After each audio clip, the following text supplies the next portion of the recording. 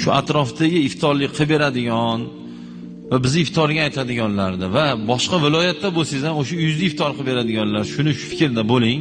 Umuman kim bo'lsa hamda shuni chaqirib, yedirib, dabdababozlik qilmasdan, balki nima qilaylik? Xarajat shaklda 4 ta, 5 ta, 10 ta oilaga bo'lib tarqatib bering. Eng zo'ri shu bo'ladi. Eng joyi shu bo'ladi. İftorligiga kirsangiz 90% bunaqa menga o'xshab tuymasi uzilib ketadi ekanlar o'tiradi. Ko'ynak tor deb berishadi. Yo'q, ko'ynak tor emas. Ko'ynak yelka tushyapti-ku, tor bo'lsa. Nimaga yelka tushyapti, bag'i tushmayapti?